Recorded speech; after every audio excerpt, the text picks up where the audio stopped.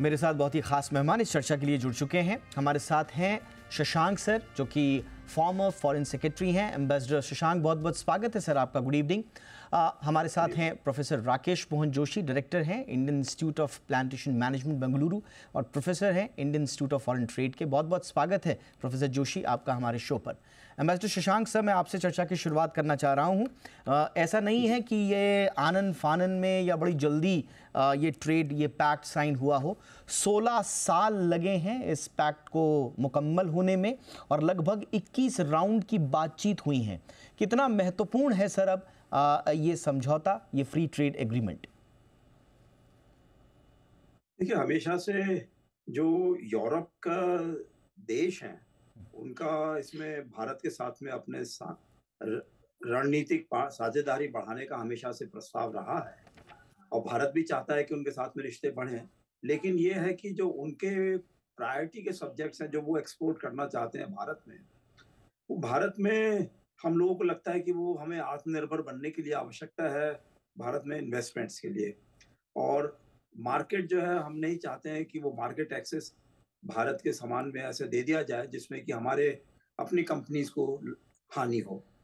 तो मैं समझता हूँ कि एक प्रकार से जिस तरीके से भारत में माहौल बना था, एक एशिया के साथ में बात चली थी आरईसीपी की, उसमें थोड़ी ढिलाई लाई गई, इसलिए क्योंकि भारत में लोग नहीं चाहते थे कि एग्रीकल्चर प्रोडक्ट्स पे, मिल्क प्रोडक्ट्स पे, डेयरी प्रोडक्ट्स पे वगैरह में उसमें साथ में जो है भारत को नुकसान हो सकता है। यूरोप के साथ में हमारे रिश्ते चल रहे हैं, यूके के साथ बात चल रही थी, यूरोपियन संघ के साथ और ये एफ्टा के साथ में।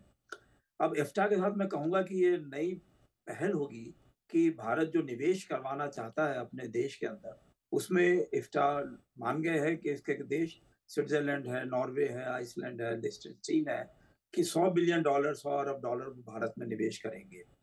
लेकिन हमें बस ये ध्यान रखना है कि निवेश करने के लिए कई बार इस तरह की कंडीशंस भी होती हैं कि कैसे उनकी टेक्नोलॉजी को प्रोटेक्ट किया जाएगा, क्या पेटेंट्स वगैरह पे किस तरह के उसमें प्रोटेक्शन भारत को देना होगा। वो मेरे ख्याल से बातचीत का जरिया है, प्राइवेट सेक्टर इसमें इन्वॉल्व रहेगा। हम समझते हैं कि इसमें बात जो भी बनेगी वो भारत के हितों को लेकर होगी, क्योंकि भारत का मार्केट बहुत बड़ा है और जिस तरीके से हमारी इस समय आर्थिक प्रगति चल रही है, तो यूरोप के देशों में थोड़ा सा ये बात हुआ है कि भाई यूरोपियन संघ के अंदर इस समय थोड़ी कमजोरी है आर्थिक प्रगति में, और भी जो यूक्रेन का और रशिया का युद्ध चल रहा है उसकी वजह से कुछ एक तरीके से अनसर्टेनिटी बनी हुई है कहीं और मार्केट्स में। चीन का भी जो है कुछ रवैया ऐसा रहा है कि वो अपने देश को कोविड के बाद से उभार नहीं पाया है। तो मैं समझता हूँ कि भारत जो है इस मामले में इसने जो पहल करी है उससे ज़्यादा अच्छी बात इसमें निकल कर आएगी। All right sir, all right sir. अब प्रोफेसर जोशी, जैसा सर उम्मीद जाहिर कर रहे हैं, हम सभी भी उम्मीद जाहिर कर रहे हैं, लेकिन हमने देखा है पास्ट में कि ज़रूरी नहीं है कि कोई भी एफटीए हो और वो द्विपक्षीय, यानी कि दोनों तरफों से फ़ायदेमंद हो। हालांकि कोशिश तो की जाती है नेगोशिएशंस जब होते हैं, लेकिन कालांतर में हमने देखा है जैसे साउथ कोरिया है तो बहुत ज़्यादा हमें फ़ायदा हुआ हो ऐसा नज़र नहीं आता। ये इस डील में भी क्या सर बराबरी की बात है? स्विट्ज़रलैंड की 300 से ज़्यादा कंपनियां हैं जो भारत में ऑपरेट कर रही हैं। नेस्ले, हॉलसेम, सल्जर, नोवाटिस है, बैंक्स हैं यूबीएस जैसे। हमारे वहाँ पर मेजर आईटी जायंट्स ही हैं, टीसीएस, इन्फोसिस, एचसीएल वगैरह। बात बराबरी की हो पाएगी सर? और जो हम कह रहे हैं $100 billion plus 15 lakh of employment, ये सर मिल पाएगा हमें? देखिए, ये इसका जो नेगोशिएशन होता है, जैसे कि शशांक साहब अच्छी तरह जानते हैं कि ये एक बहुत ही ब्रॉड बेस्ड नेगोशिएशन होता है। उसके अंदर बहुत सारे इफ्स एंड बट्स को लेके काम किया जाता है। जैसा कि आप जानते हैं कि आरसेप के अंदर भारत ने समझौता नहीं किया लास्ट में, क्योंकि एग्रीकल्चर, डेयरी प्रोडक्ट थोड़े हमको प्रिय थे और उनके फार्मर्स को उसमें हार्म होने की उम्मीद थी, और उसमें सबसे इंपॉर्टेंट चाइना का फैक्टर था जिसके कारण हम वो समझौता नहीं कर पाए। इस समय इसमें दो चीजें मेरे ख्याल से ध्यान रखने वाली है कि the time that I think we have strike this deal, पहला तो ये था कि हम बहुत ही एक्टिवली नेगोशिएट कर रहे थे यूरोपियन यूनियन से और यूके से, और यूके वाले समझौते की तारीख तो पिछली दिवाली रखी गई थी, दूसरी दिवाली भी चली गई, और पिछले हफ्ते उनके ट्रेड मिनिस्टर ने कहा कि भारत से समझौता हम उनके इलेक्शन के हिसाब से नहीं करेंगे। और इसलिए मुझे लगता है टाइमिंग ऑफ दिस समझौता is extremely important from the international perspective. दूसरा ये है कि इसके अंदर अगर आप ये देखते हो ट्रेड की जहां तक बात करते हैं तो निश्चित रूप से उनका जो हमारे एक्सपोर्ट में शेयर है दिस 4 कंट्रीज का वो 0.4% है, बट इंपोर्ट में शेयर उनका 2.5% है और पिछले 2 साल पहले 5% भी था। तो उनका इंपोर्ट इज सब्सटेंशियली इंपॉर्टेंट। तो इसमें देखने वाली बात यह है कि इन कंट्रीज के साथ देयरफॉर इस समझौते के अंदर हमने 2 चीजें रखी है। Number 1, entry into the services trade. तो भारत जो है बहुत सोचे समझे ढंग से कैलकुलेटेड स्टेप से we want to get their services market. और सेकेंड चीज इसमें ये है कि ये चारों कंट्री जो हैं जो इनोवेशन, रिसर्च एंड डेवलपमेंट और टेक्नोलॉजी में हाईएस्ट है। You talk of Norway, you talk of Switzerland, you talk of Liechtenstein, ये चारों बहुत ज्यादा। तो इसके अंदर ये है कि जो मैन्युफैक्चरिंग है हिंदुस्तान में उसके अंदर जो हमने मैन्युफैक्चरिंग मेक इन इंडिया बनाने की जो मुहिम जारी की है या उसके अंदर जो जिस तरह की फैसिलिटेशन हमने किया है, तो अगर टेक्नोलॉजी उसमें होगी तो इंडिया के अंदर एक high end production manufacturing hub मिलने में मदद मिलेगी। क्योंकि unless there is a technological collaboration with the top countries, it's very difficult for India to leapfrog into the technology and the manufacturing mission. और इसलिए हमने इन्वेस्टमेंट का एक कमिटमेंट है। अब वो कमिटमेंट कितना होगा कितना नहीं वो एक देखने वाली बात है, लेकिन अगर आप उसकी वर्डिंग पढ़ेंगे तो लिखा है एम सेट। So because the investment will be done by the private company, not by the government, but ये फैसिलिटेशन का जो माहौल बनेगा इससे इन्वेस्टमेंट निश्चित रूप से आना चाहिए। और हमने सर उस पर डेटा एक्सक्लूसिविटी पे हमारे पहले से रिजर्वेशन भी रहे हैं और लार्जली इस पूरी डील में जो सेंसिटिव फार्म प्रोडक्ट्स हैं और गोल्ड इंपोर्ट है उनको पैक्ट से थोड़ा सा अलग रखने की कोशिश की गई है। गोल्ड में 1% का हमने उसमें ड्यूटी रिडक्शन दिया है, 1% का दिया है। और फार्मा में जहां तक अगर आप देखते हैं तो आप देखिए फार्मा में तो Switzerland is the leading company in pharma, food processing it is the leading company. अब जैसे Nestle is based in Switzerland, home country उसका स्विट्जरलैंड है, बट 98.5% उसका टर्नओवर विदेश के कंपनी से होता है। तो उस तरह की कंपनी के फैसिलिटेशन और टेक्नोलॉजिकल फैसिलिटेशन से हमारी प्रोसेसिंग इंडस्ट्री को, फूड प्रोसेसिंग है, उसके अलावा अगर आप देखते हैं तो द क्लीन एनर्जी है, सस्टेनेबिलिटी है, डिजिटल टेक्नोलॉजी है, उसमें हमको निश्चित रूप से। बट सर मैं अभी तक जो मैं स्टडी कर पाया हूँ स्विट्जरलैंड में अभी भी जो कॉम्प्लेक्स वेब ऑफ टैरिफ्स है, क्वालिटी स्टैंडर्ड्स हैं, अप्रूवल रिक्वायरमेंट्स हैं, उनमें ये कहा जा रहा है कि हमारे जो फार्म प्रोड्यूस हैं वो स्विट्जरलैंड तक पहुंचने में अभी भी थोड़ा वहां पर दिक्कत होगी क्योंकि बड़ा कॉम्प्लेक्स। ये निश्चित रूप से ये बिल्कुल ठीक है, क्योंकि हमारा जो बाजार है स्विट्जरलैंड में 98% बाजार इंडस्ट्रियल प्रोडक्ट का है, which goes as an spare parts and something. सिर्फ 2% बाजार ही हमारा स्विट्जरलैंड में एग्रीकल्चर प्रोडक्ट का, so it's very marginal। अब उसके इन प्रोडक्ट्स में प्रॉब्लम जो टैरिफ की नहीं है, इसमें नॉन टैरिफ बैरियर्स की है, क्वालिटी रिक्वायरमेंट है, एक्टेशन है, उसकी प्रॉब्लम रहेगी। और मुझे लगता है कि वो नेक्स्ट स्टेज पे हमको उससे नेगोशिएट भी करना पड़ेगा। एट द सेम टाइम हमको क्वालिटी भी इंप्रूव करनी पड़ेगी। लेकिन इसके अंदर देखिए आप अगर इंटरनेशनल एक्सपेंशन में या थ्योरी की अगर आप बात करते हैं तो इसमें क्या होता है कि जब इन्वेस्टमेंट आता है, फॉरेन इन्वेस्टमेंट आता है, तो फॉरेन इन्वेस्टमेंट आने से क्वालिटी निश्चित रूप से इंक्रीज होती है डोमेस्टिक प्रोडक्शन की। तो ये जब इन्वेस्टमेंट आएगा तो हमारी क्वालिटी इंप्रूव होगी, और जब हमारी क्वालिटी इंप्रूव होगी तो मुझे लगता है कि इंटर्न वो स्विट्जरलैंड के बाजार में जा सकता है। But we are not aiming for the Swiss market for this 2%, but इस टेक्नोलॉजी से India can aim for the global market but not for the Swiss market. Switzerland का बाजार भी बहुत छोटा है, तो उसको मुझे लगता नहीं है कि कोई बहुत ज्यादा उसकी जरूरत है। और वैसे भी अगर पूरा एक्सपोर्ट भी देखो तो पूरा एक्सपोर्ट भारत का मिला के इन 4 कंट्री में 0.4% है, so it's negligible. Alright sir, ambassador Shashank, जो जैसा आपने जिक्र भी किया और हम ये लगातार देख रहे हैं कि पूरी दुनिया में, यूरोप में, इधर अमेरिका में हमने देखा है कि किस तरह से आर्थिक हालातों में देश गुजर रहे हैं, और इस तरफ हम लगातार एक्सेल कर रहे हैं अपनी जीडीपी में, हमारा कंज्यूमर, हमारी पर कैपिटा इनकम।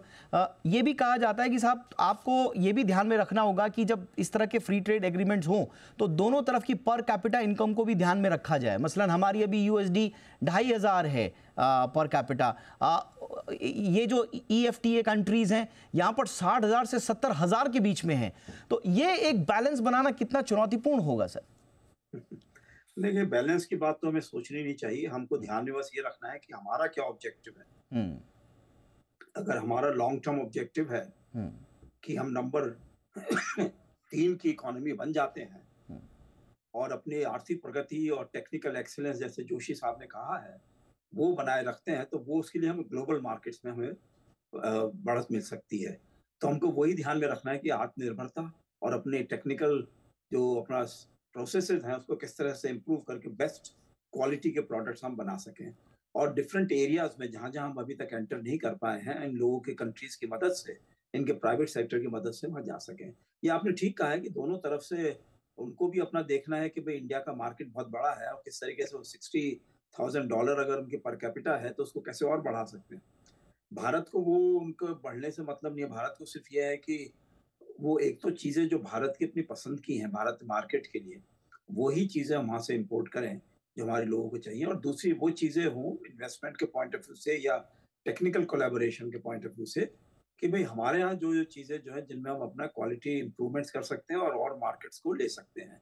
और तीसरा, जैसे जोशी साहब ने कहा, सर्विसेज में हमको एक ये नई बढ़त मिल रही है, तो उसमें सर्विसेज में हमें ये ध्यान रखना होगा कि कई इन देशों में, यूरोप के देशों में एक ये सोशल सिक्योरिटी का कंट्रीब्यूशन देना पड़ता है जी। बाहर के लोग भी अगर वहाँ काम करते हैं सर्विस इंडस्ट्री में, और उनको फिर वो एक तरीके से एडिशनल टैक्सेशन हो जाता है, वो वापस नहीं मिलता है पैसा उनको। तो मेरे ख्याल से वो एग्रीमेंट भी हमको करना आवश्यक होगा किसी ना किसी स्टेज पर, जी। जैसे हमने फिनलैंड वगैरह कुछ देशों के साथ में करे हैं ऐसे एग्रीमेंट्स कि हमारे जो अपने इंटरनल हमारे इंश्योरेंस या और सोशल सिक्योरिटी पॉलिसीज हैं, जो हमारे इंस्ट्रूमेंट्स हैं, they are accepted by them and then they are able to refund that money paid as social security contribution by our people back to, so that they can bring them back to India.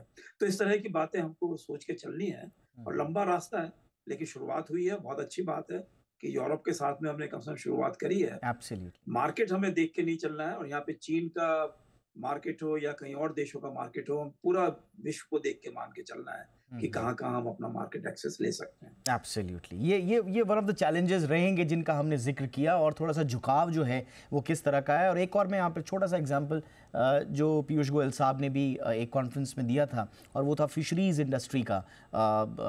EFTA Nations में अगर आप देखेंगे कि वहाँ पर मात्र 6,000 fisherman हैं total, चारों कंट्रीज़ की मिला के।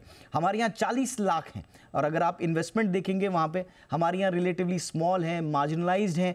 वहाँ पर जो फिशरमैन का जो इन्वेस्टमेंट है वो कहीं गुना ज़्यादा है। तो बार बार यही कहा जाता है कि भैया इक्वल अपॉर्चुनिटी मिले। जब FTA हो तो क्या वो हो पाएगा, कैसे हो पाएगा, एक चुनौतीपूर्ण ज़रूर रहेगा, लेकिन हाँ, दिशा सही।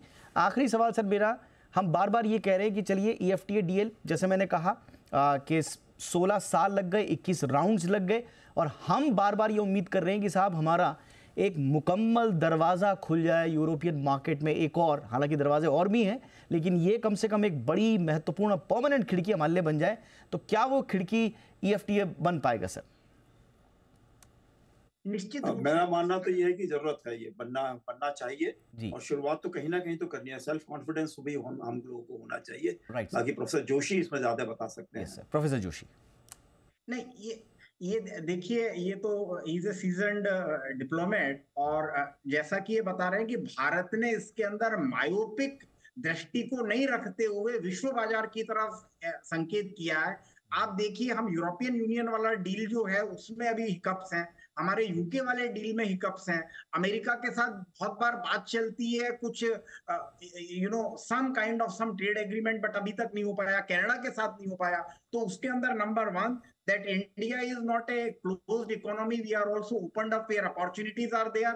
और फिशरीज की आपने बात की, जैसी कि Norway is a seafarer country, और अगर नॉर्वे के आप वहां जाके देखेंगे, ओस्लो के अंदर, तो उनका इतिहास ही ऐसा है कि they started with seafaring. तो उनके पास जो टेक्नोलॉजी है हमारे फिशरमैन के लिए कॉम्प्लीमेंट्रिटी है, और उस टेक्नोलॉजी का सहारा लेते हुए हमारी फिशिंग इंडस्ट्री को मॉडर्न किया जा सकता है। और हमारे फूड प्रोडक्ट में सबसे जो बड़ी बात है कि हमारे फूड प्रोडक्ट विदेशों में जा नहीं पाते हैं because of those quality parameters, उसको आप दूसरी तरफ से ये ले सकते हैं कि with the technology coming from Switzerland, Norway and Liechtenstein, you know, हमारा फूड इंडस्ट्री के अंदर जो रिक्वायर्ड इन्वेस्टमेंट है, जो टेक्नोलॉजी है, जो रिसर्च है, वो हम इनकलकेट कर पाएंगे और उसके कारण हमारे प्रोडक्ट अंतरराष्ट्रीय बाजार के अंदर कॉम्पिटिटिव बन सकेंगे और उसमें हम पहचान बन। ये आपने बड़ी महत्वपूर्ण बात बोल दी। भारत का जो ड्रीम है to become a resurgent economy, उसको रियलाइज करने के अंदर ये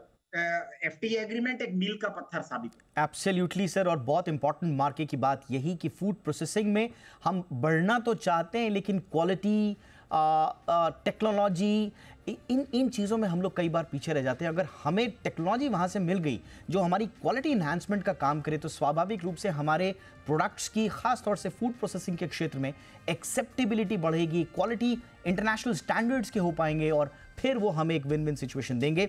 लेकिन अब एग्रीमेंट हो चुका है, अब भारत में एक शानदार इकोसिस्टम बने कि इसके ज़्यादा से ज़्यादा फायदे हमें मिल पाएं, इसके लिए अब सरकारों को और तंत्र को मिलकर काम करना होगा। बहरहाल बहुत बहुत शुक्रिया ambassador Shashank, thank you so much sir, आपने वक्त निकाला हमारे लिए। Professor Joshi, thank you so much sir, आपका भी वक्त निकालने के लिए।